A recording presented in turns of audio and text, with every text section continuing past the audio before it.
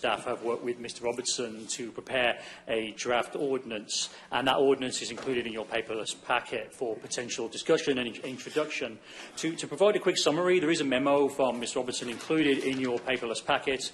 What the ordinance does is that it replaces the definition of garage studio apartment, which is what we talked about, that exists currently in code, and replaces it with a new definition. And the new definition of an accessory dwelling unit would be a self-contained dwelling unit that is secondary to the principal dwelling unit on a property and includes independent living facilities such as a separate entrance, bathroom and kitchen. The dwelling unit may be attached to or detached from the primary dwelling on the property. Accessory dwelling units do not include duplexes, tourist homes, servant quarters or guest homes. And then to provide a quick overview, that in addition to changing that definition, the proposed ordinance would make an accessory dwelling unit, an ADU, a permitted use on a property in the residential zoning districts, subject to the 6 following criteria. Number 1 is that a fee shall be paid to the county in an amount to be determined by the county council. Number 2 is that the applicant shall submit a survey signed and sealed by a surveyor licensed in the state of Delaware to the Director of Planning and Zoning, showing the location of the accessory dwelling unit and the floor area of both the accessory dwelling unit and the single family dwelling as well, so that we can see what the extent of coverage is on the lot. And then 3, that no accessory dwelling unit shall have a floor area that is greater than 1,000 square feet, and that an accessory dwelling unit shall not be larger than 50% of the floor area of the single family dwelling unit located on the same lot, and also that an accessory dwelling unit shall not have a lot coverage that is greater than 50%. And the intent, Mr. President, is that the survey would allow staff to analyse that and compare the main dwelling plus the accessory dwelling units and see where they are in relation to setbacks and their overall coverage. One thing on that, the size requirements, we have those because we don't want these to become essentially permitted duplexes on a lot. They're supposed to be accessory dwelling units, not, 2 single-family homes on a lot. And so that's why we have those size requirements and lot coverage and things. Sure. The 4th requirement, Mr. President, is that there shall be at least 1 parking space set aside for an accessory dwelling unit, and that has to be within the lot that it's associated with. And number 5 is that the accessory dwelling unit shall comply with the same setbacks as the primary single-family dwelling located on the same lot, so it wouldn't benefit from the small lots ordinance and couldn't be as close as 5 feet, and that an accessory dwelling shall be placed behind the primary single-family dwelling on the same lot and maintain 1/2 of the single-family dwelling's actual side and rear setbacks, and which is similar to a Kent County requirement. And then 6 is that no accessory dwelling unit shall be constructed or placed on a lot that is smaller than 1/2 acre in size. And the intent of this, Mr. President, is it avoids the smaller lot and cluster subdivisions where we've deliberately created smaller lots, especially in those MR and GR zoning districts where there might not be sufficient room to place an ADU, especially in those situations where there may not be enough room for additional parking. And essentially, that is the ordinance, and obviously the ordinance itself goes into greater detail, but I'm happy to answer any questions, but unless there are any questions, we have a potential ordinance for your introduction. Any questions, Mr. Whitehouse? Mrs. Green?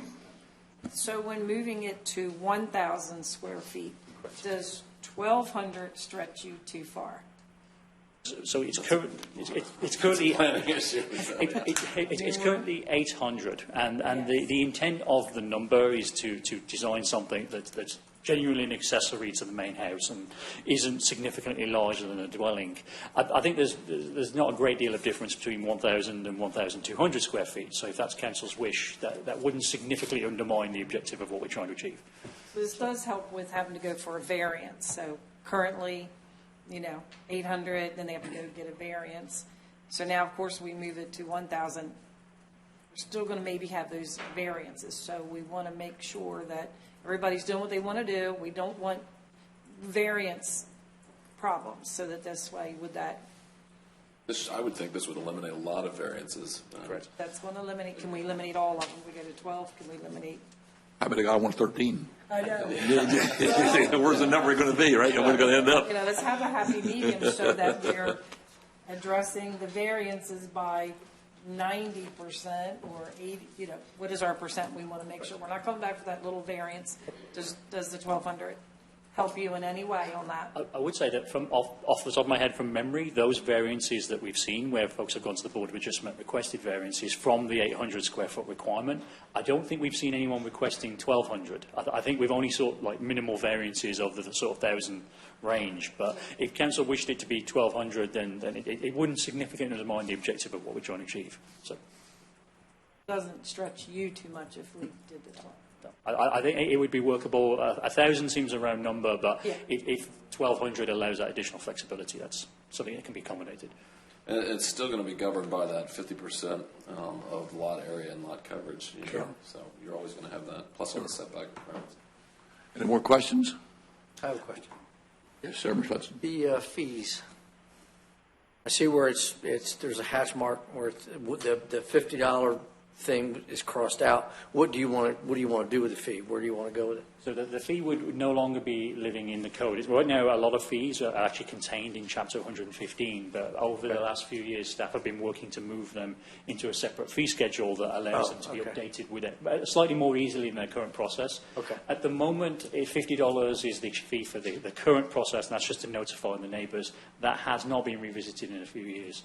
I would suggest that it match the actual Board of Adjustment fee, but that's something that we could review separately. We need to determine how much work's involved in actually reviewing these, getting the survey, obtaining the survey, issuing the decision. I would suggest that it'd be similar to our Board of Adjustment fee, because essentially staff would be administratively performing that same similar process, just without the public hearing. So I would suggest that at a minimum it be increased from 50 to 150, but the Board of Adjustment fees have also been increased potentially 400 to 500. Yep. So at a minimum I'd suggest it be 150, but that may not cover the costs associated with staff reviewing them. So.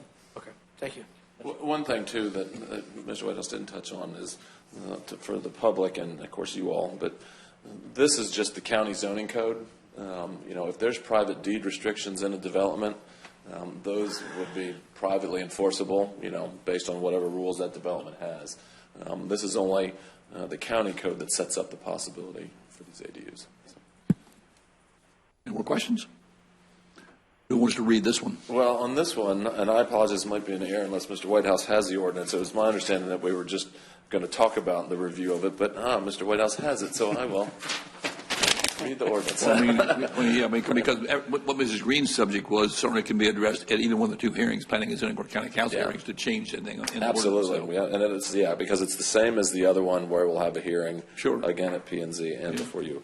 So it is an ordinance to amend the Code of Sussex County, Chapter 110, Article 3, because there was one. Let me back up before I read it. There was one part of the sewer code that dealt with, that we wanted to clarify as to whether these were an additional EDU or whatever in the sewer code. So there's one section in Chapter 110 that was touched on this.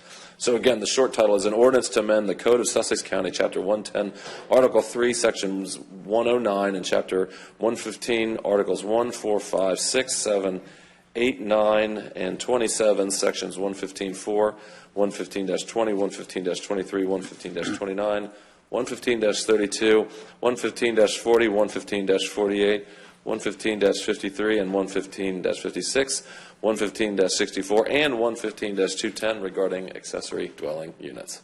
I would just say, so we're all hearing the same thing, you said first section 109, it's section 110-9. Yeah, I'm sorry, 110-9, yes. So it's and then public records, so there's no question what we. That's right, I apologize for that, thanks for No, correcting that's the, anyone want to introduce the ordinance? I'll introduce it. Mr. Raleigh, he's on the ordinance introduction today. Mr. Raleigh introduces it. Glad to get these settled. Mr. President, can I add one point to this effort? There is a piece of legislation circulating through the state related to accessory dwelling units. Part of that legislation will require local municipalities in all three counties to have a by right accessory dwelling unit. We're certainly watching that legislation. It's not, we're not sure what the fate of that legislation is, and we're not sure the timing of this bill, the ordinance you just introduced. So we'll be monitoring both. It's our hope that our accessory dwelling unit gets approved in time, and hopefully the legislation that's being circulated does not get approved. Thank you, sir. Thank you. Thank you, gentlemen. Thank you. Mr. Harmer.